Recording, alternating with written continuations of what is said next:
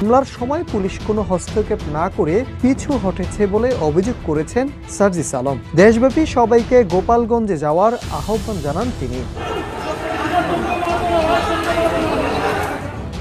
এ ব্যাপারে সার্জিস আলম তার ফেসবুক পোস্টে বলেন, গোপালগঞ্জে খুনি হাসিনার দালালেরা আমাদের উপর আক্রমণ করেছে, পুলিশ দাঁড়িয়ে নাটক দেখছে, পিছু হটছে।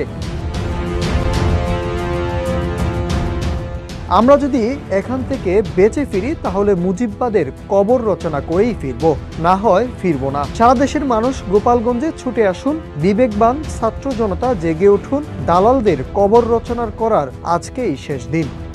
অধিকার পরিষদের সভাপতি নুরুল হক নূর তার ফেসবুক পোস্টে বলেন, সারা দেশের আওয়ামী লীগের দুর্বৃত্ত সন্ত্রাসীরা গোপালগঞ্জের আস্তানা গেড়েছে।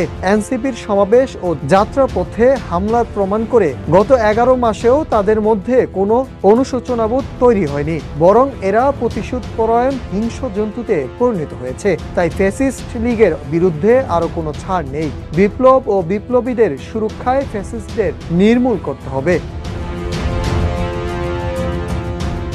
নূর আরও জানান, প্রশাসন যদি আগামী 24 ঘন্টার মধ্যে গোপালগঞ্জ থেকে দুর্বৃত্ত ও সন্ত্রাসী লীগের উৎখাতের জন্য দৃশ্যমান পদক্ষেপ না নেয়, তাহলে আমরা গোপালগঞ্জকে দুর্বৃত্ত সন্ত্রাসীদের থেকে মুক্ত করতে ঢাকা থেকে গোপালগঞ্জ মার্চ করব।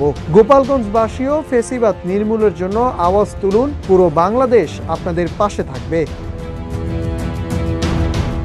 এদিকে বৈষম্য বিরোধী ছাত্র আন্দোলন গোপালগঞ্জের এই হামলার প্রতিবাদে সারা দেশের গুরুত্বপূর্ণ পয়েন্টগুলোতে ব্লকেট কর্মসূচি পালনের ঘোষণা দিয়েছে। আন্দোলনের সব ইউনিটকে স্থানীয় ছাত্র সংগঠন, রাজনৈতিক দল ও সর্বস্তরের ছাত্র জনতাকে সঙ্গে নিয়ে অংশগ্রহণের আহ্বান জানানো হয়।